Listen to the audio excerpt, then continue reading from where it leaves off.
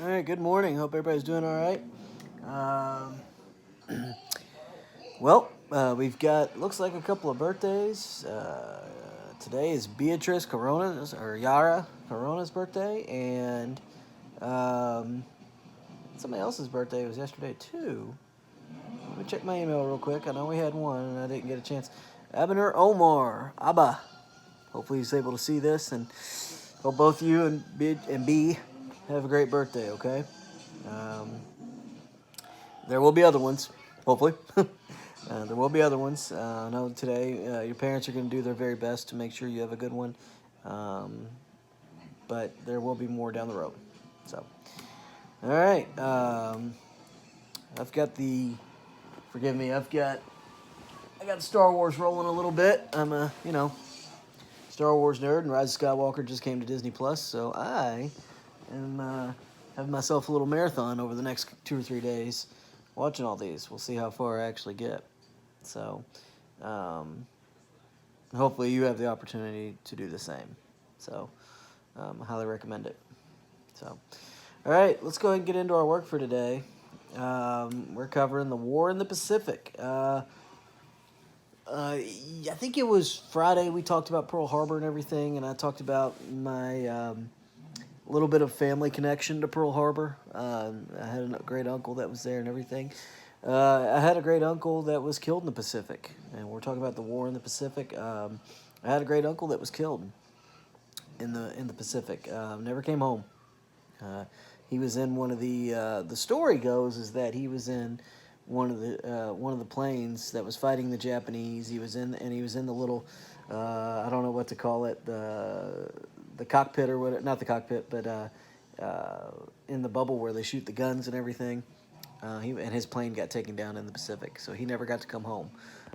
Interestingly enough, when I asked my grandmother about that, probably when I was in college, I guess, um, I asked her about it, and she had told me she had three brothers that were in the war, and I think they were all in the Pacific, but I could be wrong about that. I need to read up on that or do some research on that.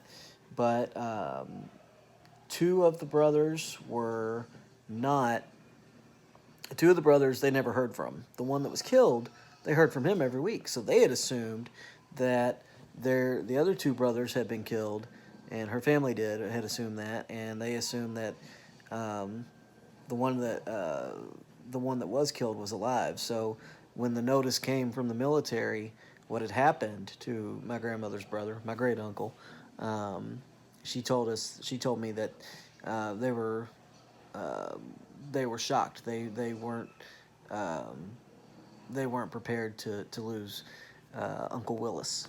So they had thought they had lost. I think the names are Joe and Teets. Yep, they legit have a great uncle named Teets. They legit thought that they had lost him and that Willis was alive. Willis was the one that died though. Um, at some point, if you go to over to J Town, there is a park dedicated to military veterans here in Louisville.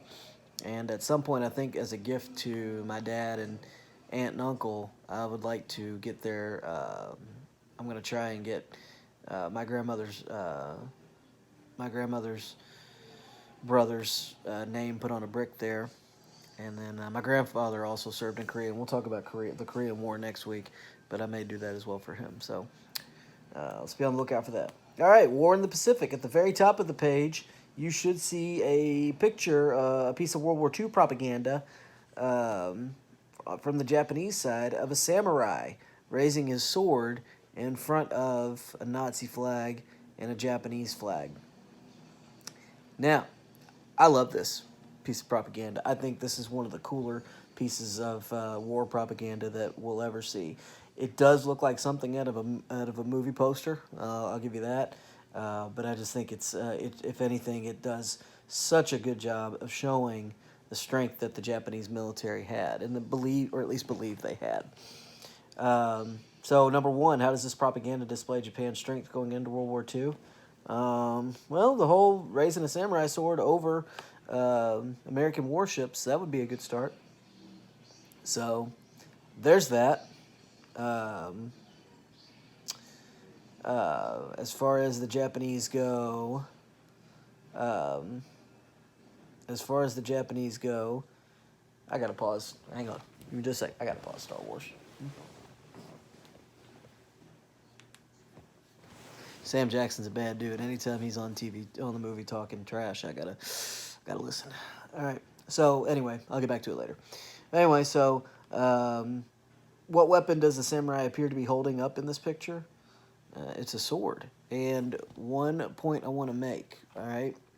Probably on Friday, our assignment is going to cover, or tomorrow actually, we'll be covering the atomic bomb in being dropped on the Japanese to end the war. Get this, guys. What weapon does the samurai appear to be holding up in this picture? The sword. The Japanese soldiers would carry samurai swords, and when they were fighting American soldiers on the ground, a lot of American soldiers were killed because of the samurai sword. Right? It's been said that more people died at the hands of the samurai sword in World War II than the atomic bomb. So when it comes down to, this will come into play tomorrow, but nice little preview. President Truman has a decision to make. Bomb or land invasion.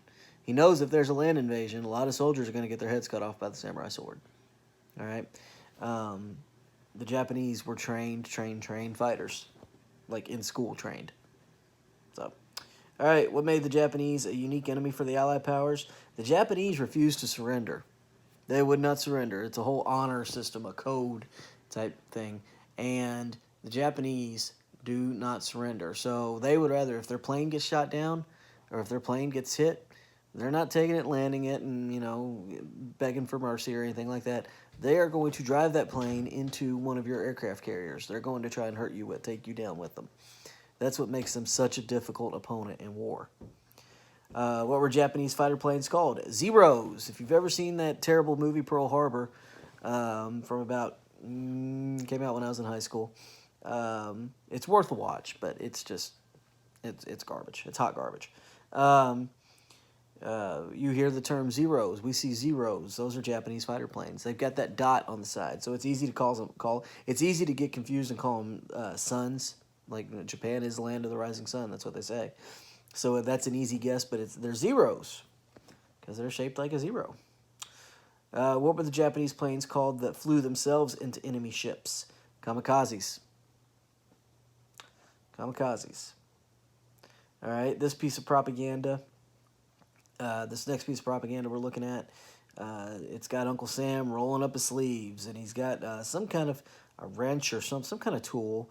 It says, Jap, you're next. We'll finish the job. Now, I'm not so sure propaganda like this would pass here in 2020. I'm not sure. So how does this propaganda show America's strength going into World War II? It shows Uncle Sam rolling up his sleeves, showing off his muscular forearms, and he's ready to fight. I'm not sure, the term Jap was, we talked about this with our Pearl Harbor lesson the other day. Your great-grandparents, that generation, is probably familiar with the term, and they probably used it. It was probably commonplace growing up during World War II. I know I heard my grandparents say it on more than one occasion. I don't... if you don't know, don't ever say it. If you don't know if it's a racial slur or not, it's better to not say it. All right? But you are going to see that term in a lot of propaganda, so I just want to prepare you guys for that.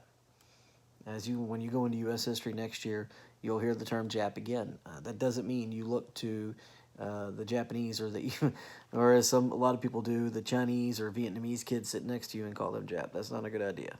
All right? Not necessary. And incorrect. All right, why or why not would you have gone to war against the Japanese and Germans after the attack on Pearl Harbor? After the attack on Pearl Harbor, are you suiting up? Are you going saying, "Yep, I'm going to go fight," or are you going to say, I'm going to let other people handle that? What would your call? And one thing we need to understand is that after Pearl Harbor, the United States was probably the most united it's been at that point in a long time. And it's sad how we have to have situations like Pearl Harbor, 9/11. It's sad how we have to have those events take place to bring us together. And it only lasts so long. And you can blame whoever you want to for that. All right. Number 8, last one. Which battle? If you'll see the picture right here of the soldiers holding up in a looks like they're trying to plant an American flag after a battle. Which battle in the Pacific Ocean was this photo taken? It's Iwo Jima. Iwo Jima. That is that was a battle that took place in the Pacific, and it was a long drawn out battle, and basically it got down to the last, you know, the Japanese. The battle wasn't over until the Japanese were down to like 300 men. I mean, again, they don't surrender. They don't give up, right? So, and they took down as many people as they could in that battle. So, and then there's the famous scene of the soldiers planting the flag afterward. Now there's a statue of those soldiers planting that flag in Washington D.C. If you ever make it to D.C., it's worth going and getting a picture in front of. Pretty cool. So, all right, tomorrow we'll cover the atomic bombs being, or the nuclear bombs being dropped on Japan. I need you to think of it this way: if think of a time you've ever gotten in trouble, and your mom or dad spanked you, and you either laughed about it or said it didn't hurt. What's going to happen next? All right. So, because I think you know what's going to happen next. So, you guys work on that, and I'm going to get to grading, and I'll see y'all later. Peace out.